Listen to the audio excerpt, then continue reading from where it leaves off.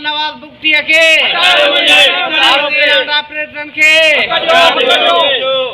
नाज़रीन, शिकारपुर में RO plants में मुक़र्रर मुलाज़िमनि पंहिंजे मुतालबनि जे मंझताला एहतजाज कयो आहे। वधीक तफ़सील वठूं था सचाई न्यूज़ जे नुमाइंदे वाजिद लोहर खां। जी वाजिद, छा तफ़सीलात आहिनि ऐं मुलाज़िमनि जा छा मुतालबा आहिनि, आगाह कजो।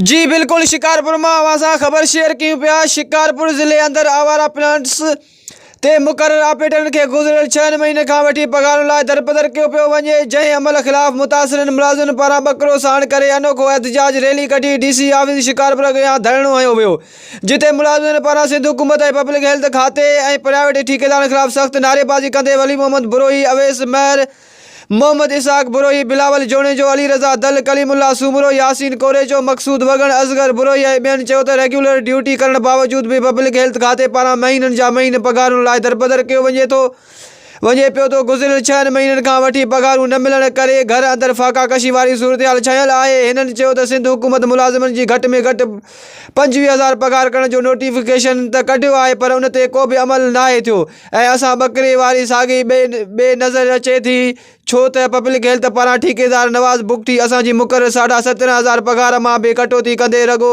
माहवार 10,000 रुपया ॾींदो हो, जेका बि 6 महीननि खां वठी नाहे मिली। ऐं पब्लिक हेल्थ जे अलमदार तोड़े इंजीनियर मिली भगत करे असांजे हक़ हड़प करे रहिया आहिनि, जंहिं सबबि सरापा एहतजाज बढ़ियल आहियूं। हिननि डिप्टी कमिश्नर शिकारपुर काशिफ़ नबी खोड़ो खां अपील कई त मामले जो नोटिस वठी पब्लिक हेल्थ खाते जे अलमदारनि ऐं प्राइवेट ठेकेदारनि ख़िलाफ़ सख़्त कार्रवाई करे रहियल पघार ॾियाराई वञे ऐं फाका कशी मां निजात ॾियाराई वञे। वाजिद अली लोहर, डिस्ट्रिक्ट रिपोर्ट, सचाई न्यूज़, शिकारपुर।